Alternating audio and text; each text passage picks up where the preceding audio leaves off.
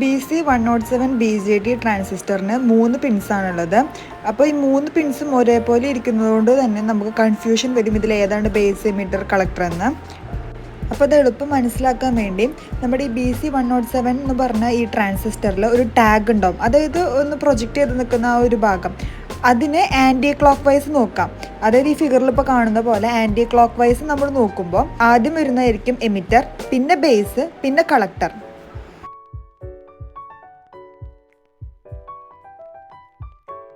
Circuit diagram നോക്കി components ഒക്കെ നമ്മൾ വെച്ചു.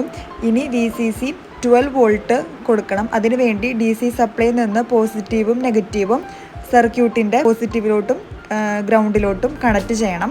പോസിറ്റീവ് നമ്മൾ കണക്ട് ചെയ്യണത് സർക്യൂട്ട് ഡയഗ്രാമിൽ കണ്ട പോലെ തന്നെ 47 കിലോ ഓം റെസിസ്റ്ററും 2.2 കിലോ ഓം റെസിസ്റ്ററും കണക്ട് ചെയ്തിരിക്കുന്ന ആ സെയിം പോയിന്റിലോട്ട് തന്നെ. അതുപോലെ ഗ്രൗണ്ട് നമ്മൾ സെപ്പറേറ്റ് ആയിട്ട് ഏറ്റവും അടിയിൽ നമ്മൾ എടുത്തിരിക്കുന്ന ആ ഒരു ലൈനിലോട്ട് തന്നെയാണ് നെഗറ്റീവും കൊടുത്തിരിക്കുന്നത്. അതിനുശേഷം 12 വോൾട്ട് DC പവർ സപ്ലൈയിൽ സെറ്റ് ചെയ്യണം.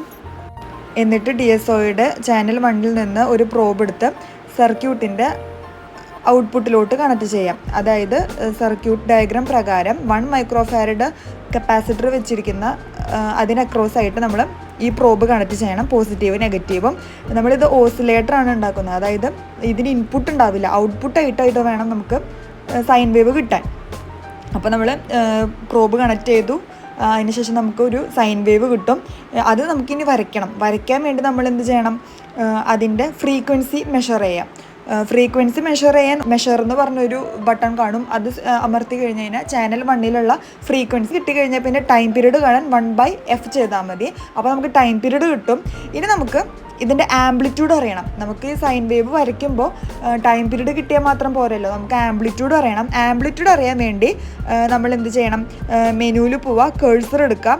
കേഴ്സർ എടുത്തിട്ട് Y ആക്സിസും X ആക്സിസും അഡ്ജസ്റ്റ് ചെയ്തിട്ട്, വേരിയബിൾ വെച്ച് തിരിച്ച് അഡ്ജസ്റ്റ് ചെയ്തിട്ട് നമുക്കിതിൻ്റെ ആംപ്ലിറ്റ്യൂഡ് കിട്ടും. അങ്ങനെ നമുക്കിത് പ്ലോട്ട് ചെയ്യാൻ പറ്റും.